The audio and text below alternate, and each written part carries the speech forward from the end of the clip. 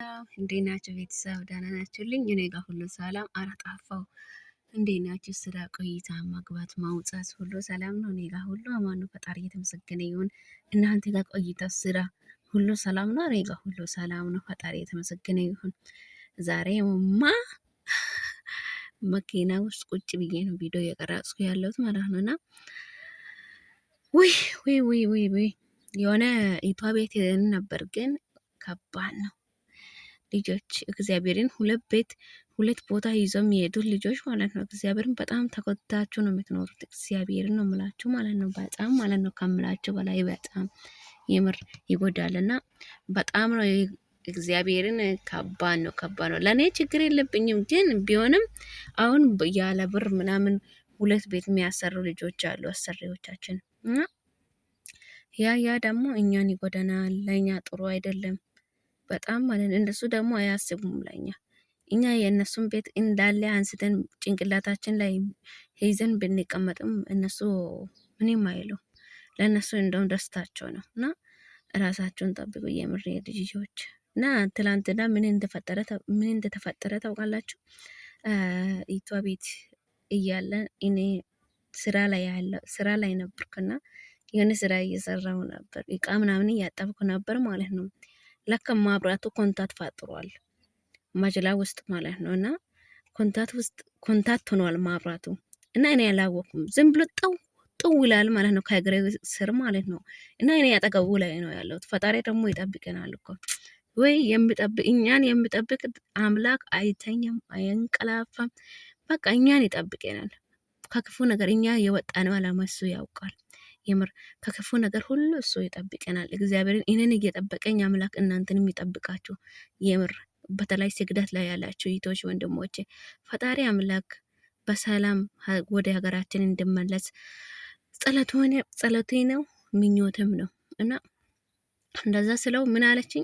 እኔ ያልሰማሁትም ነበር። ፈጣሪ ደግሞ እኔን ረድቶኝ ጠብቆኝ ማብራቱን ላየውን ነበር። እኔ የሆነ ሃይላንድ ሰው ይዞ በቃ ውጪ ላይ ምን እጅ ላይ የውሃ ጠጥቶ ጨርሶ ሃይላንዱን እየጣሉ ነው ወይ ምናምን አልኩ። እና ሁለት ጊዜ አባ ይላል ማብራቱ ማለት ነው። እና እኔ አላወቅኩትም ነበር። ለካ ማጅላ ውስጥ እኔ ያጠገብ ላይ ነው ማብራቱ ኮንታት የፈጠረው ማለት ነው። እና ማብራቱ ጣኡ እያለ ነው። እኔ እንጂ አላወቅኩም እኔ። እና ዝም ብዬ ስራ ላይ ቢዚ ሆኜ ስራ እየሰራው ነበር። ከዛ ስራ ጨርሼ እቃ ምናምን ማጠብ ጨርሼ ክላሴን ገባውና ፈጣሪ ጠብቆኝ እኮ ነው የሴትዮ የይት ልጅ የሆነ ልጅ ቤት ላይ ያለች እና እኛ ቤት አለች። እና ያቺኛዋ እጅ ልታጠብ ወደ መጅላ ትሄጃለች ማለት ነው። ከዛ አለና እሷ የሆነ መግራጃ አይነት ነገር አለ፣ ትንሽ እቃ ምናምን የተሸፈነ ነገር አለ ማለት ነው። እሱን ስታነሳ ለካ ማብራት ነው። እኔን ጠብቆኝ አምላክ። እሷን ምን አረገ? እጇን ለበለባት ማለት ነው። ማብራቱ እጇን ሳይሆን እግሯን ማብራቱ ማለት ኮንታት የፈጠረው ማብራት። ግን ፈጣሪ እንዴት ጠብቀኝ። እሱ እኮ ያውቀኛል፣ ይጠብቀኛል። እኔን የሚጠብቅ አምላክ አይተኛም፣ አያንቀላፋም። እግዚአብሔር ነው ሙላችሁ ማለት ነውና በቃ በጣም ነው የከረምኩት ማለት ነው። ፈጣሪ የተመሰገነ ይሁን። እኔ ምንም ሳልልም አላወቅኩትም።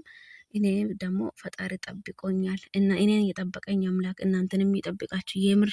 እና የሆነ ነገር ሲፈጠር በቃ ችላ ብላችሁ እንዳትተውት።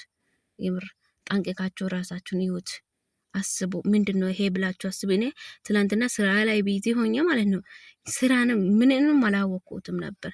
ግን ፈጣሪ ረድቶኝና አግዞኝ ምንም ሳልነካ ይሄ ምንድነው ማብራትም እኔን ሳይደርስ ቤት ላይ ያለችው የዚህ ሀገር ልጅ የነሱ ልጅ ናት እና እሷን እግሯን ለበለባት ማለት ነው። ፈጣሪ አምላክ ደግሞ እኔን ጠብቀኝ ብዬ የነገርኩት አምላክ ግን ጸሎት አድርጉም ከመተኛታችሁ በፊትም በኢየሱስም ሳተኙ በፊትም ጸሎት አድርጉ። እኔ ጠዋት ማለት ጸሎት አድርጌ የሆነ ድካም ነገር ተሰማኝና ዛሬ ለምንድን ነው በኢየሱስም ጌታ እስራኤል አንተ ቅደምልኝ፣ አንተን አስቀድሜ ያለው ምንም ነገር ብኖርም ችዬ የሚሰራበት አቅም ስጠኝ፣ እኔን ጠብቀኝ ምናምን ብዬ ያወራሁት አምላክና የጸላሁት አምላክ እኔን ጠብቆኛል። እና ጸሎት አድርጉ። ለምንም ነገር ጸሎት ያስፈልጋል ለካ። ከጸሎት በላይ ምንም ነገር የለም። እሱ ይችላል ሁሉንም ነገር። እኔንም ደግሞ ጠብቆኛል። ፈጣሪ የተመሰገነ ይሁን። ለፈጣሪ ክብር ይስባ። እሱ ክብሩን ይውሰድ ጠቅልሎ ከኔ ማለት ነው። እኔ ጠብቀኝ። እኔ ብዙ እቃ ጥቤ ብዙ ሰዓት ቆሜ ብዙ እቃ ጥቤ ያለው ከዛ እኔን ምንም አልናከኝም። ይቷ ልጅ እጇን ለማጠብ ስትመጣ እሷን የሆነ እግሯን ያዛት ማለት ነው። ከዛ እሷ ጨዋች ብሄር ላይ ሁሉም ሰው ብሄር ላይ ቁጭ አሉ። በጣም ብዙ ትላንትና የሆነ ለነሱም የሆነ ነገር አለ ማለት ነው። ብሄር ላይ የሆነ ልደቱን ምናምን አለ እና ያንን ልደት ሁሉም ለልደት ብሎ በጣም ብዙ ፋሚሊዎች መጥተዋሉ ማለት ነው። ከዛ ሁሉም ቤት ላይ ቁጭ ብላሉ። ሁሉም ተነስቶ ጮባት ማለት እሷ ጮዋች ሴት ልጅቷ ማለት ነው። ሰዎቹ ሁሉም እንዴት እንደሆኑ ማለት ነው ቢታዩት። እግዚአብሔር ግን ፈጣሪ የተመሰገነ ይሁን፣ ክብሩን እሱ ይውሰድ። እኔን ጠብቆኛል፣ እኔን አግዞኛል፣ እኔን ይራቶኛል። እናንተንም እኔን የጠበቀኝ አምላክ እናንተንም ይራዳቸው ይጠብቃቸው እላቸዋለሁ ውዶች። በጣም ደስ ብለኛል። ግን ፈጣሪ ይመስገን ልጅቷን ያንን ሰጥ አክም ቤት ይዞ ሄዱ ማለት ነው። እኔ የወጣሁትን አላማ እግዚአብሔር ያውቃል።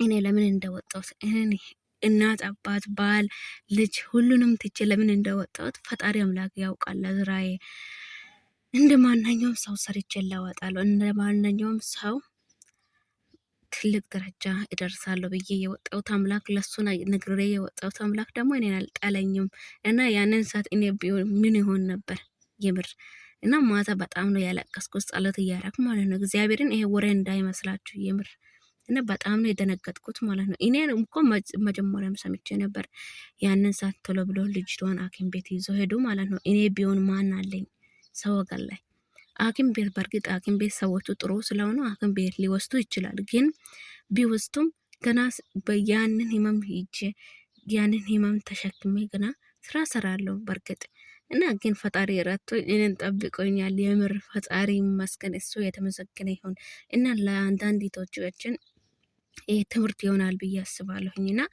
አንድ ነገር ከሰማችሁ የሆነ ማብራት ነገር እናንተ እኛ በእርግጥ እናውቅምና ችላ እንላለን እና እኔ እኮ የሆነ በቃ ችላ አረኩ ማለት ሰምቼ ያለው ድምጽ አጠገቤ ላይ ነው ያለው ማብራት ኮንታት የፈጠረው ማብራት ማለት ነው። በቃ የሆነ ሃይላንድ እሱ ጠ ይላል እኔ ሃይላንድ ነገር ነው ምናምን ብዬ በቃ ተውኩት ማለት ነው። ከዛ 10 ደቂቃ አልሞላም ክላሴን ገባው ስራ ጨርሼ ይቷ ልጅ ቶሎ ብላ እጅ ለማጠብ ሄዳ ቆመችና የእሷን እግሯን ያዘባት ማለት ነው። ፈጣሪ አምላክ ደግሞ እኔን ጠብቆኝ እኔን በደሙ ሸፍኖኝ እሱ ክብሩ ይውሰድ። እግዚአብሔርን ከኔና ከቤቴ ከማግባት ከማውጣት ሁሉ ክብሩ እሱ ይውሰድ።